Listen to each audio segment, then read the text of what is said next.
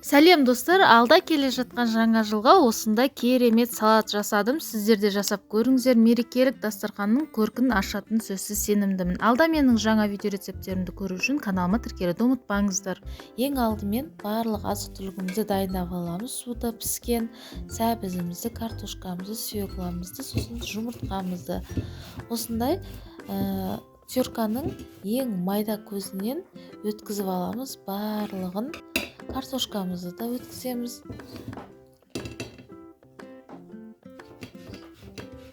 Картошкамызды өткізіп болған соң жұмыртқамызды да өткіземіз майда көзінен.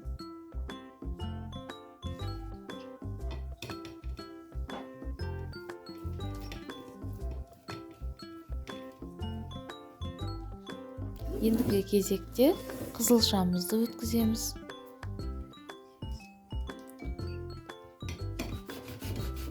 Алда менің жаңа видео рецепттерімді көру үшін менің каналыма тіркелуді ұмытпаңыздар.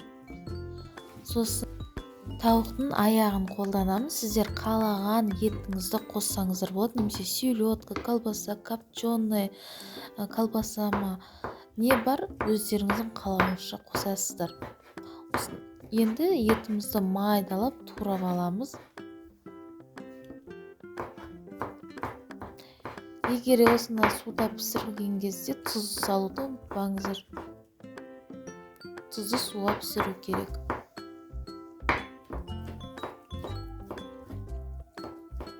Барлығын турап дайындап алдық. Енді салатымызды жинайтын боламыз. Ол үшін бізге осындай пищевой пленка керек болады. Өзіңіздің қалаған размеріңізді алсаңыздар болады. Сосын қайшының көмегімен кесіп аламыз. Енді осыған салатымызды жинайтын боламыз. Ең алдымен бірінші свекламызды саламыз да үстіне тегістеп шығамыз. Мінекей видеодағыда көрсетілгендей осылай тегістеп біркелкі етіп шығасыздар. Енді осының үстіне шұқа етіп өзіңіз қалауынша майонез себетін боламыз.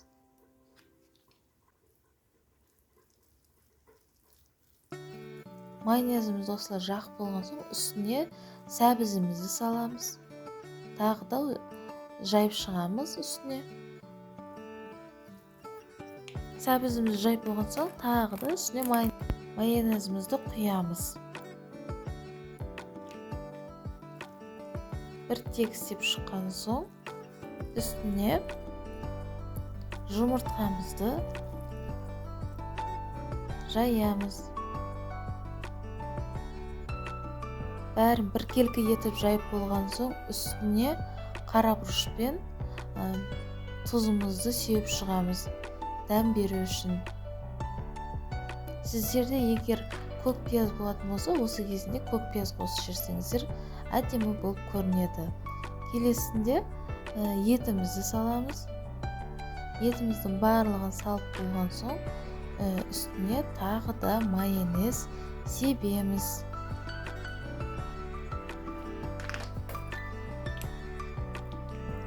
Майонезімізді сеуіп болған соң үстіне піскен күштен өткізілген картошкамызды салып,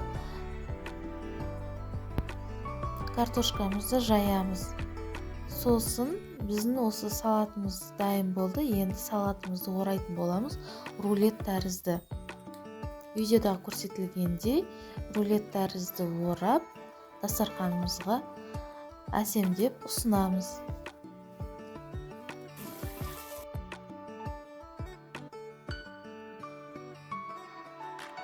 Мен әсемдегенде майонезбен қолдандым. Сіздер де өздеріңіз қалауыңызша қолдансаңыздар болады. Міндетті түрде жасап көріңіздер. Осы келе жатқан жаңа жылға дастарханның көркін ашатынына сөзсіз сенімдімін. Егер видео ұнаса, менің каналыма тіркеліңіздер. Алда менің жаңа видео рецепттерімді бірінші болып көресіздер.